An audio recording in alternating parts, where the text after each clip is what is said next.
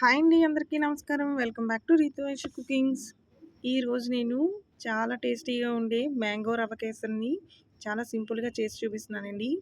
ఇంట్లో ఉన్న వాటితోటే మనం చాలా ఈజీగా చేసుకోవచ్చు. ఇది పిల్లలకు, పెద్దలకు చాలా ఇష్టంగా తింటారు.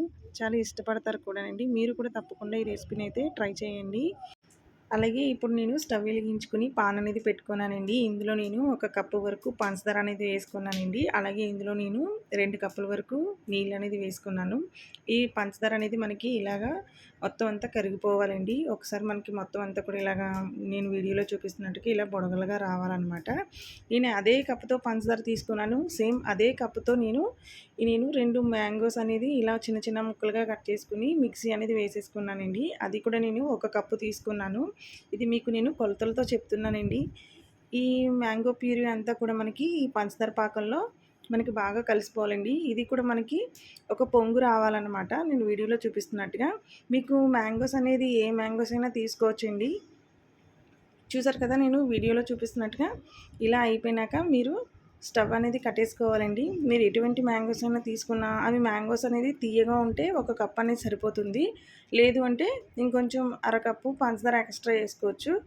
నేను అది పక్కన పెట్టేసుకున్నాక మళ్ళీ నేను కొంచెం వెడల్పంటి బాండీ అనేది తీసుకున్నాను. ఇందులో నేను ఒక అరకప్పు వరకు నెయ్యి అనేది వేసుకున్నానండి. ఇందులో నేను జీడిపప్పు, కిస్మిస్ కూడా వేసుకుని మీ దగ్గర బాదం కూడా ఉంటే వేసుకోవచ్చండి.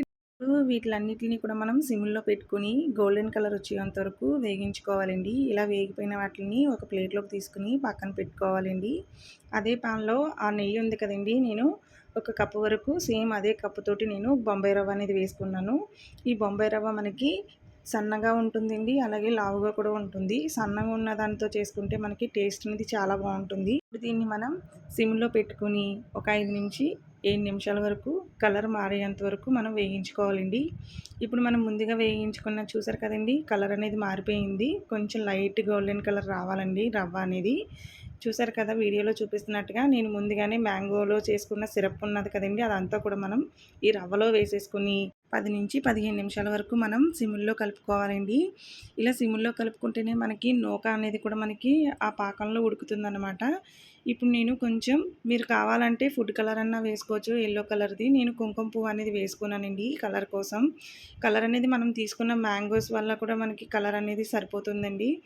ఫుడ్ కలర్ అనేది మీ ఆప్షనల్ అండి. ఇప్పుడు చూసారు కదా వీడియోలో చూపిస్తున్నట్టుగా పాన్ నుంచి మనకి హల్వా అనేది సపరేట్ అయిపోతుంది కదండి. ఇలా అయిపోతే మనకి హల్వా అనేది రెడీ అయిపోయినట్లేనండి. ముందుగా మనం సిద్ధం చేసి పెట్టుకున్న డ్రై ఫ్రూట్స్ అనేది కూడా మనం ఇందులో వేసేసుకుని కలిపేసుకోవాలండి. స్టవ్ ఆఫ్ చేసేసుకుని సర్వింగ్ బౌల్లోకి అనేది తీసుకున్నానండి. చూసారు కదా చాలా సింపుల్గా మ్యాంగో రవ్వ కేసరి అనేది రెడీ అయిపోయింది. మీరు కూడా తప్పకుండా ట్రై చేసి ఎలా వచ్చిందో నాకు కామెంట్ బాక్స్లో తెలపండి. ఇంకా మీకు ఈ వీడియో నచ్చినట్లయితే లైక్ చేయండి. ఇంకా ఇలాంటి సింపుల్ అండ్ టేస్టీ రెసిపీస్ కోసం నా ఛానల్ని అయితే సబ్స్క్రైబ్ చేసుకోండి. Please subscribe to my channel.